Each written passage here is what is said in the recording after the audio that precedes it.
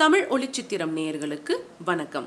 இன்னைக்கு நாம 1967 ஆண்டு ஏவி மெய்யப்ப செட்டியார் அவர்கள் தயாரிப்புல திருலோகச்சந்தர் அவர்கள் இயக்கத்துல ரவிச்சந்திரன் ஐயா, காஞ்சனாமா, பாலாஜி ஐயா, அசோகன் ஐயா, மேஜர் சுந்தரராஜன் ஐயா, நாகேஷ் ஐயா போன்ற பல பழம்பெரும் நடிகர்களோட நடிப்புல வெளியான அதே கண்கள் திரைப்படத்தோட விளக்கத்தை தான் கேட்க போறோம்.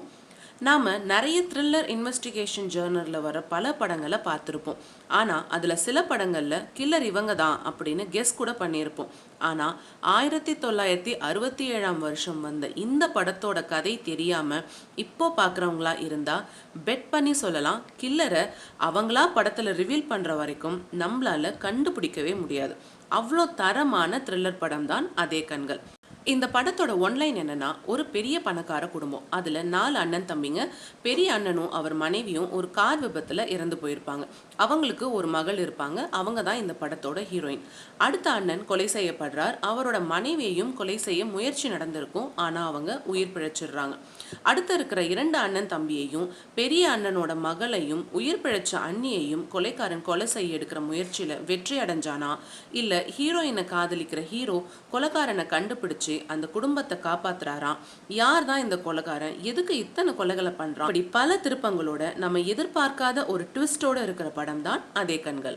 இந்த படத்தை நீங்க முழுசா தமிழ்ல பார்க்கணும்னா யூடியூப்ல பை ஆர் ரெண்ட் ஆப்ஷன்ல அவைலபிளா இருக்கு. அப்புறம் அமேசான் பிரைம்லயும் அவைலபிளா இருக்கு. ஸோ ஃபுல் படத்தை பார்க்கணும்னு நினைச்சா யூடியூப் ஆர் அமேசான் பிரைம்ல பாருங்க. இல்ல கதை மட்டும் தெரிஞ்சா போதும்னா வாங்க 1967 ஆண்டுக்கு பயணிச்சு நாமளும் ஹீரோ கூட சேர்ந்து கொலைக்காரன் யாருன்னு கண்டுபிடிப்போம். படத்தை ஓப்பன் பண்ணா ஒரு பெரிய பங்களா, அந்த வீட்டோட ஆடம்பரமே அவங்க வசதியோட அளவை சொல்லுது.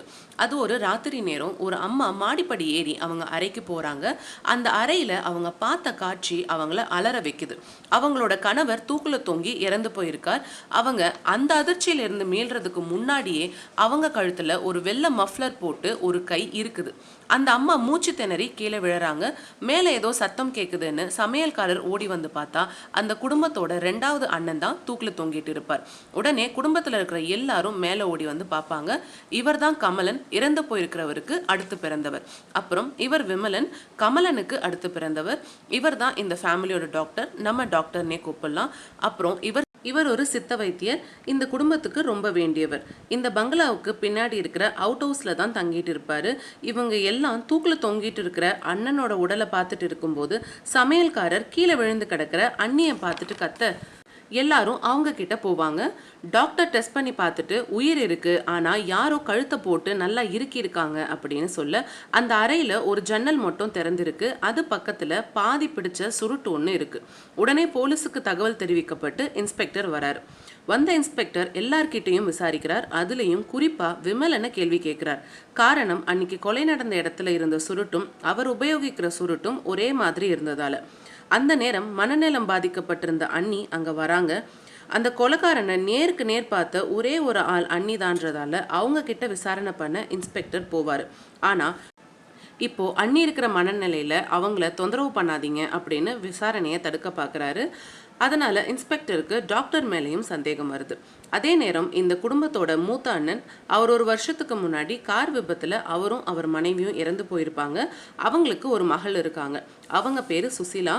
மெட்ராஸில் படிச்சுட்டு இருக்காங்க. கிறிஸ்மஸ் ஹாலிடேஸ்க்காக ஃபேமிலியை பார்க்க அவங்க 4 ஃப்ரெண்ட்ஸை கூட்டிகிட்டு வராங்க.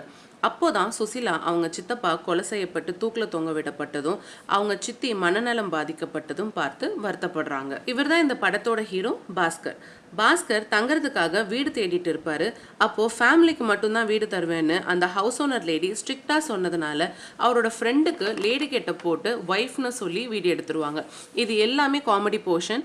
இதுல நாகேஷ் ஐயா தான் லேடி கெட்ட போட்டு ரோஸிங்கிற கேரக்டர் பண்ணியிருப்பாரு. செம்ம ஹியூமரஸா ஃபன் லோடடா இருக்கும். அதுலயும் அவர் பையன்னு தெரியாம அந்த ஹவுஸ் ஓனர் லேடியோட ஹஸ்பண்ட் நாகேஷ் ஐயா கிட்ட ஃப்ளர்ட் பண்ற சீன் எல்லாமே பார்க்க ரொம்ப நல்லா இருக்கும். இந்த காமெடி சீன்ஸ் மட்டும் யூடியூப்லயே ஃப்ரீயா அவைலபிளா இருக்கு. பார்க்கணும்னு நினைச்சா பாருங்க. சரி, இப்போ கதைக்குள்ள போகலாம். பாஸ்கரும் சுசியும் ஒரு இடத்துல மீட் பண்ணுவாங்க. லவ் பண்ண ஸ்டார்ட் பண்ணிடுவாங்க. ஃபோன் நம்பர்ஸையும் ஷேர் பண்ணிப்பாங்க. அப்புறம் சுசி வீட்டுக்கு வந்ததும் பாஸ்கர் கால் பண்ணி சுசி கிட்ட பேசுவாரு.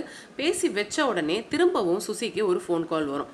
பாஸ்கர் தான் திரும்ப கால் பண்ணுறாருன்னு நினச்சி சுசி எடுத்தா ஃபோன் காலில் ஒரு மிரட்டலான குரல் கேட்கும். யார் நீ அப்படின்னு சுசி பயந்துட்டே கேட்டதுக்கு, உன் அப்பா சாகிறதுக்கு 1 நிமிஷத்துக்கு முன்னாடி நான் யாருன்னு தெரிஞ்சுக்கிட்டான். அதே மாதிரி உன் சித்தப்பனும் சாகிறதுக்கு முன்னாடி நான் யாருன்னு தெரிஞ்சுக்கிட்டான். அதே மாதிரி உனக்கும் நான் யாருன்னு தெரியணுமா சுசி அப்படின்னு அந்த குரல் சொல்ல சுசி உடனே பயந்து ஃபோனை வச்சுருவாங்க. இப்படியே அடுத்த நாள் ஆகும். சுசி அவங்க சித்தியை கூட்டிகிட்டு போய் அறையில் படுக்க வைக்கிறாங்க. அப்போது டாக்டர் இன்ஜெக்ஷன் பண்ண வருவார். அவர் கழுத்தில் ஒரு வெள்ளை மஃப்ளர் இருக்கும். அதை பார்த்ததும் சித்தி பயப்படுவாங்க. அவர் அந்த மஃப்ளரை தூக்கி போட்டுட்டு இன்ஜெக்ஷன் பண்ணி தூங்க வச்சுட்டு போயிடுவார். அப்போது சுசி அவள் சித்தி ரூமை ஓப்பனில் தான் வச்சுட்டு போவாங்க. சுசியும் அவள் ஃப்ரெண்ட்ஸும் தூங்கிட்டு இருப்பாங்க. அவங்களுக்கு ஏதோ சத்தம் கேட்கும். கீழே இறங்கி வந்து பார்த்தா கமலன் அவர் ரூம்லேயே இருக்க மாட்டார். சமையல்காரன் கையில் கத்தியோட எங்கேயோ வெளியில் போயிட்டு இருப்பாரு. தூரத்தில் கொலுசு சத்தம் கேட்கும். மாடியிலிருந்து சுசியும் அவர் ஃப்ரெண்ட்ஸும் பார்க்கும்போது ஏதோ வெள்ளை கலர் ட்ரெஸ் போட்ட ஒரு உருவம் வெளியே ஓடிட்டு இருக்கும். சுசியும் அவர் ஃப்ரெண்ட்ஸும் பயத்தின் உச்சத்தில் இருக்கும்போது சித்தி ரூம்ல இருந்து ஏதோ சத்தம் வரும். உடனே சுசியும் ஃப்ரெண்ட்ஸும் சித்தி ரூமுக்கு போய் பார்த்தா ரூம் உள்பக்கமாக பூட்டி இருக்கும். உடனே கதவுல இருந்த கண்ணாடியை உடைச்சிட்டு உள்ளே போவாங்க. அப்போ அந்த ரூம்ல இருக்கிற ஒரு ஜன்னல் வழியா யாரோ போன மாதிரி இருக்கும். அதே நேரம் கீழே சுருட்டு ஒன்று புகஞ்சிட்டு இருக்கும். சித்தியை கொல்லத்தான் யாரோ வந்திருக்காங்கன்னு சுசிக்கு தெளிவா புரியுது. கமலன் விமலனோட கேரக்டர் பத்தி பார்க்கணும்னா கமலன் தான் இப்போ வீட்டுக்கு மூத்தவர். சுசி மேல நல்லா அன்பா இருப்பார். ஆனா யாரும் இல்லாத போது கையில ஏதோ ஒரு போட்டோ வச்சு பார்த்துட்டு இருப்பார். திடீர்னு எங்கேயோ கிளம்பி போயிடுவாரு. எங்க போறாருன்னு யாருக்குமே தெரியாது. விமலனை பத்தி சொல்லணும்னா குடி, குதிரை பந்தயம் மற்றும் சில கெட்ட பழக்கங்கள், எப்பவும் போதையிலேயே இருக்கிறாள், பணத்தேவை அதிகம் உள்ள ஆள். இதனாலேயே கமலனுக்கும் விமலனுக்கும் அடிக்கடி வாக்குவாதம் வரும்.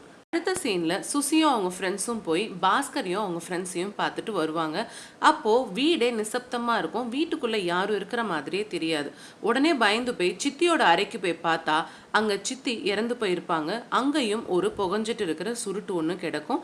அடுத்த சீன்லேயே இன்ஸ்பெக்டர் பங்களாவுக்கு வந்து விசாரணை பண்ண ஸ்டார்ட் பண்ணுவார். அப்போது டாக்டர், விமலன், சுசி, மருத்துவர், சமையல்காரர் எல்லாருமே இருப்பாங்க. ஆனால் கமலன் மட்டும் இருக்க மாட்டார். அப்போ டாக்டர் விமலனை சந்தேகப்படுற மாதிரி பேசுவார். அதாவது இந்த கொலையெல்லாம் பணத்துக்காக கூட நடந்திருக்கலாம், பணத்தேவை அதிகம் உள்ளவங்க கூட பண்ணியிருக்கலாம் அப்படின்னு சொல்ல அந்த நேரம் கமலன் பங்களாக்குள்ள வருவார். அப்போ இன்ஸ்பெக்டர் எங்க போயிருந்தீங்க அப்படின்னு கேட்க, உங்களை பார்க்க தான் ஸ்டேஷனுக்கு போயிருந்தேன் அப்படின்னு சொல்லுவார். உடனே இன்ஸ்பெக்டர் ஸ்டேஷனுக்கு ஃபோன் பண்ணி கேட்க போவார். அதுக்குள்ள பதட்டமா ஸ்டேஷனுக்குள்ள போல வெளியில இருந்த போலீஸ்காரர்கிட்டயே கேட்டுட்டு திரும்ப வந்துட்டேன் அப்படின்னு கமலன் சொல்ல இன்ஸ்பெக்டர் கமலனை சந்தேகமா பார்த்துட்டு அங்கிருந்து கிளம்பிடுவார். அடுத்த சீன்ல சுசியோட ஒரு ஃப்ரெண்டுக்கு காலில் அடிபட்டுடும். அப்போ அந்த வீட்டோட இருக்கிற சித்த மருத்துவர்கிட்ட சுசி கூட்டிட்டு போவாங்க. அடிப்பட்ட பெண்ணை பார்த்ததும் அன்பா மருந்து போட்டு விட்டுட்டு பேசிட்டு இருப்பாரு அந்த மருத்துவர். அப்படியே சுசி கிட்ட இந்த வீட்டில் நடக்கிற துயரமான விஷயங்களை பார்த்தா மனசுக்கு ரொம்ப கஷ்டமா இருக்குமா அப்படின்னு சொல்லிக்கிட்டு இருப்பாரு. அடுத்த சீனில் சுசி பாஸ்கர் கிட்டேயும் அவர் ஃப்ரெண்ட்ஸ் கிட்டேயும் அவங்க வீட்டில் நடக்கிற கொலைகள் பற்றியும் அவளுக்கு வந்த மிரட்டல் கால் பற்றியும் சொல்கிறாங்க. அதுக்கு பாஸ்கர், நீ எதுக்கும் பயப்படாத, அந்த கொலைக்காரனை நான் கண்டுபிடிக்கிறேன் அப்படின்னு சொல்லிட்டு பாஸ்கரும் அவர் ஃப்ரெண்ட்ஸும் பிரிஞ்சு போய் கமலனை ஒருத்தரும் விமலனை ஒருத்தரும் ஃபாலோ பண்ணுவாங்க. அப்போது பாஸ்கர் ஃப்ரெண்ட் விமலனை ஃபாலோ பண்ணிட்டு போகும்போது ஃபோனில் யார்கிட்டேயோ சரி வரலன்னா முடிச்சிடு அப்படின்னு சொல்லுவார். அதை கேட்டுட்டு பாஸ்கர் ஃப்ரெண்ட் விமலன் தான் கொலைக்காரன் அப்படின்னு நினச்சிட்டு அவரை ஃபாலோ பண்ணிட்டு ரேஸ் கோர்ஸ்க்கு போவார். அங்கே ஒருத்தர் கையில் பிஸ்டல் வச்சுட்டு வெயிட் பண்ணிட்டு இருப்பார். விமலன் அவர்கிட்ட போயிட்டு முடிச்சிருங்க அப்படின்னு சொல்ல உடனே பாஸ்கர் ஃப்ரெண்ட் வந்து விமலனை பிடிச்சிட்டு கொலைக்காரன்னு கத்துவார். அதுக்குள்ள போலீஸ் வந்துடும். உள்ளே போய் பார்த்தா உடம்புக்கு முடியாமல் இருந்த குதிரையை தான் விமலன் கொல்ல சொல்லியிருப்பாரு. இந்த பக்கம் கமலனை பாஸ்கர் ஃபாலோ பண்ணிட்டு இருப்பாரு. கமலன் அவர் டிரைவரோட ஏதோ ஒரு காட்டு பங்களாக்கு போவாரு. அங்க ஒரு பொண்ணு பாட்டு பாடிட்டு இருப்பாங்க. அவங்கள பார்க்க தான் கமலன் வந்திருப்பாரு. ஆனா பாஸ்கர் ஃபாலோ பண்றதை பார்த்த டிரைவர் பாஸ்கரை அடிக்க பாஸ்கரத்துல ஒரு உருவம் கையில சுருட்டை வச்சுட்டு பார்த்துட்டு இருக்கும். டிரைவரை அடிச்சு போட்ட பாஸ்கர் வர்ற வழியில கீழே சுருட்டு ஒன்று இருக்கிறத பார்த்துட்டு ஏதோ யோசிச்சுட்டே போயிடுவாரு. கட் பண்ணா இங்கே பங்களாவுக்குள்ள சுசிக்கு திரும்ப கொலைக்காரங்கிட்ட இருந்து ஃபோன் வருது. நீ விளையாட்டு பொண்ணுன்னு நினைச்சா என்னை கண்டுபிடிக்க ஆள் வைக்கிற அளவுக்கு உனக்கு தைரியம் வந்துருச்சா? இனி உன்னை விட்டு வைக்க மாட்டேன் சுசி அப்படின்னு சொல்லிட்டு ஃபோனை வச்சிடுறான். திரும்ப ஃபோன் வருது. ஆனால் சுசி பயந்துட்டு ஃபோன் எடுக்கல. யாரோ வீட்டு கதவை வேகமாக தட்டுறாங்க. ஆனால் பயந்துட்டு சுசி திறக்காம ஃப்ரெண்டோட சேர்ந்து உட்காந்துட்டு இருக்காங்க. அப்போது கொலைக்காரன் எப்பவும் வர்ற அந்த ஜன்னல் வழியாக யாரோ உள்ளே வந்து குதிக்கிறாங்க. அதை பார்த்த சுசியும் ஃப்ரெண்ட்ஸும் பயந்துட்டு ஓட பார்த்தா அது வேற யாரும் இல்லை, பாஸ்கர் தான் கால் பண்ணியிருக்காரு. வாசல் கதவையும் தட்டியிருக்காரு. ரெஸ்பான்ஸ் யாரும் பண்ணலைன்னதும் ஜன்னல் வழியாக குதிச்சு வந்திருக்காரு. இவங்க எல்லாம் பேசிட்டு இருக்கும்போது கமலனும் விமலனும் வந்துடுறாங்க. பாஸ்கரை பார்த்த கமலனுக்கு கோபம் வருது. சுசி கிட்ட கமலன், நீ இந்த பையனை பார்க்கறது இதுதான் கடைசி தடவையா இருக்கணும் அப்படின்னு கடுமையா சொல்ல, விமலன், ஏன் அம்மா அப்பா இல்லாத பொண்ணு கிட்ட இவ்வளோ கடுமையா நடந்துக்கிறீங்க அப்படின்னு கேட்க, குடும்ப மரியாதை எனத்துக்கு ஆகுறது அப்படின்னு கமலன் சொல்றார். அதுக்கு விமலன், குடும்ப மரியாதையை பத்தி நீங்க பேசுறீங்களா அப்படின்னு சொல்லிட்டு, எனக்கு கொஞ்சம் பணம் தேவைப்படுது, எடுத்து வைங்க, வந்து வாங்கிக்கிறேன் அப்படின்னு சொல்ல, பணம்லாம் இல்லைன்னு கமலன் சொல்றாரு. ஆனா முறைச்சிட்டு ஏதோ மிரட்டிட்டு விமலன் அங்கிருந்து கிளம்பி போயிடுறாரு. அடுத்த சீன்ல சுசியும் பாஸ்கரும் பேசிட்டு இருக்காங்க.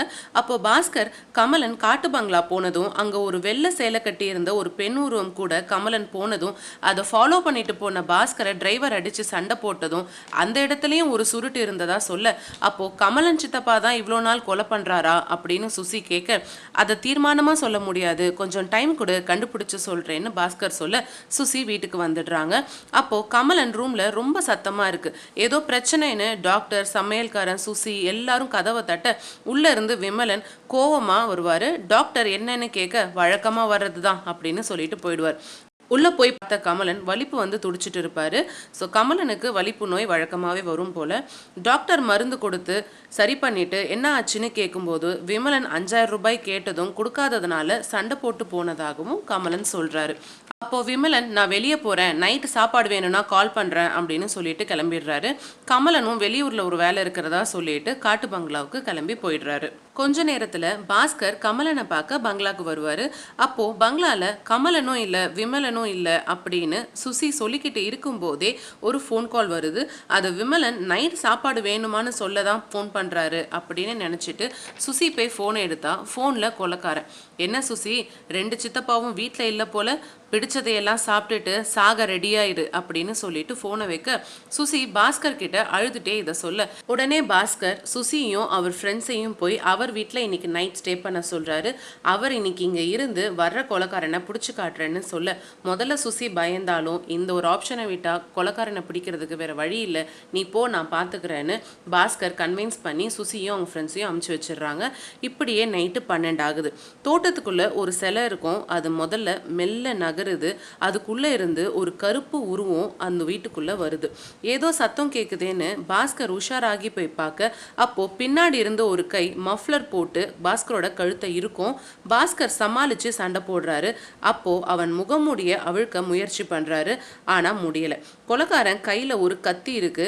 அதில் பாஸ்கரை கொலை பண்ண அவன் ட்ரை பண்ணும்போது அந்த கொலைக்காரனோட கண்களை பாஸ்கர் பார்த்துடுறாரு. வெறியோடு இருக்கிற அந்த கண்களை பார்த்த பாஸ்கர் அந்த முகமூடிய கழட்ட முயற்சி பண்ணுறாரு, கழட்டிடுறாரு. ஆனால் அதுக்குள்ள கொலைக்காரன் பாஸ்கரை மாடிப்படியிலேருந்து தள்ளிவிட பாஸ்கரால் கொலைக்காரனோட முகத்தை பார்க்க முடியல. அவனும் தப்பிச்சு போயிடுறான். அப்போது வாசல்ல யாரோ காலிங் பெல் அடிக்கிற சத்தம் கேட்க வேகமாக போய் பாஸ்கர் கதவை திறக்கிறாரு.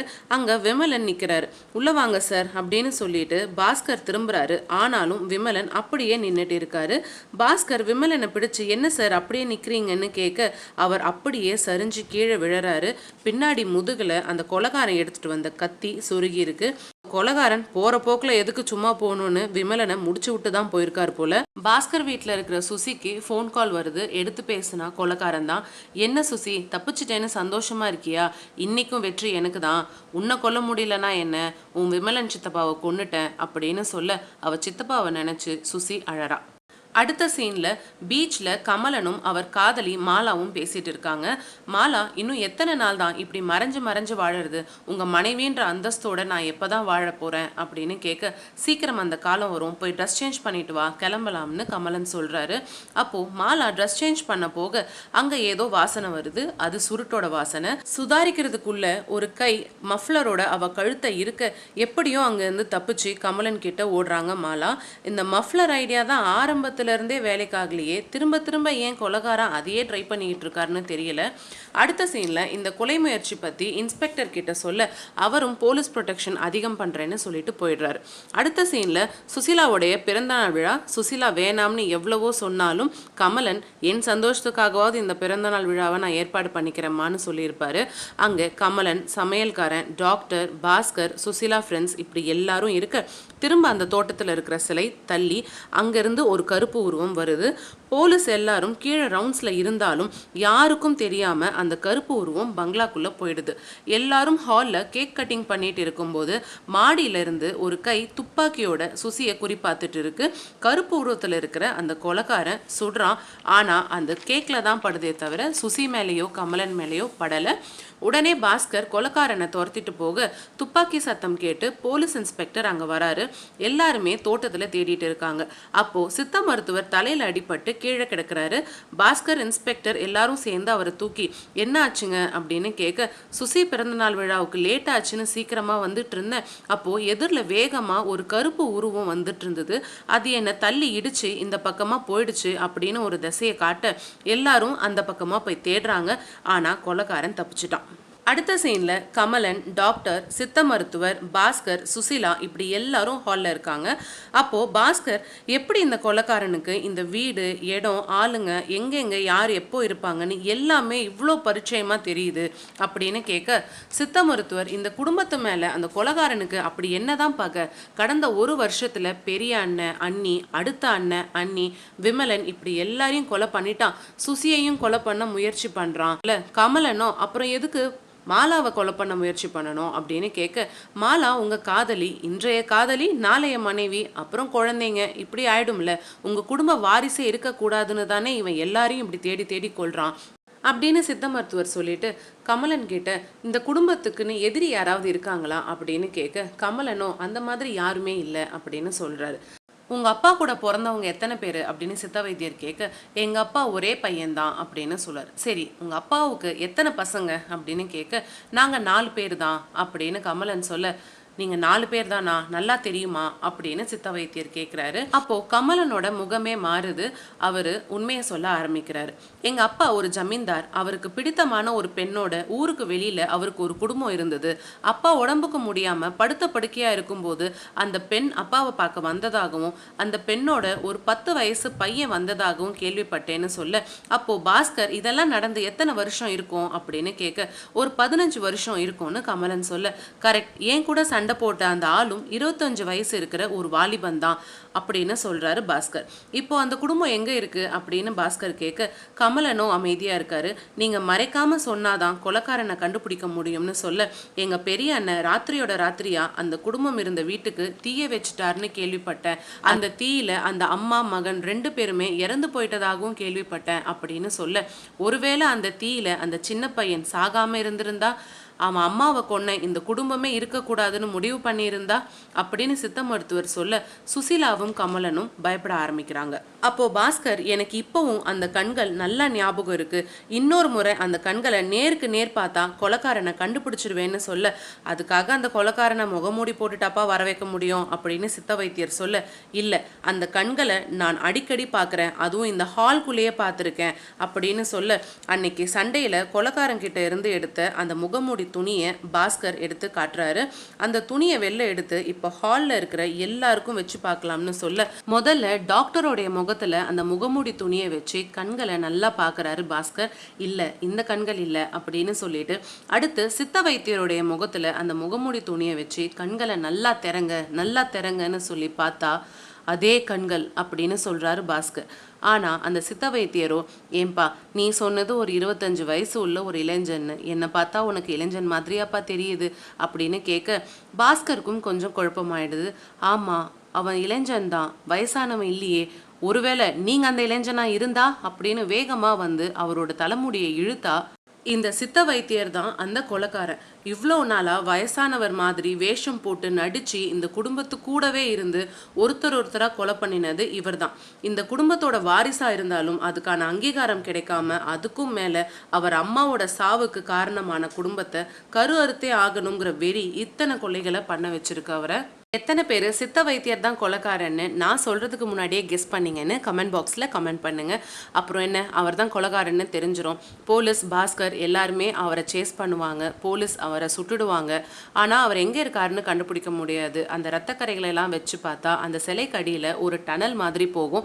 அது அவர் தங்கியிருக்கிற அவுட் ஹவுஸோட கனெக்ட் ஆகிருக்கும். அவங்க அம்மா வாசித்த வீணை மேலேயே விழுந்து அந்த கொலைக்காரன் இறந்து போயிருப்பார். 10 வாரிசான கமலன் கடைசியாக போய் தம்பி அப்படின்னு சொல்லி அந்த கொலைக்காரனுடைய கண்களை மூடுவாரு. கடைசியில பாஸ்கருக்கும் சுசிலாவுக்கும் கல்யாணம் நடக்கிறதோட படம் முடிஞ்சிடும். இங்க உங்களுக்கு சில சந்தேகங்கள் வரலாம். சமையல்காரன் ஏன் நைட்டு கத்தியோட போகணும், அந்த வெள்ளை கலர் உருவம் யாரு அப்படின்னு பார்த்தா சமையல்காரனுடைய லவ்வர் தான் அந்த வெள்ளை கலர் ட்ரெஸ் போட்ட பொண்ணு. அந்த பொண்ணை பார்க்கறதுக்கும் அந்த பொண்ணு சிக்கன் கேட்டிருப்பான்னு அந்த கோழியை வெட்டுறதுக்கும் தான் கத்தி எடுத்துட்டு போயிருப்பாரு சமையல்காரர்.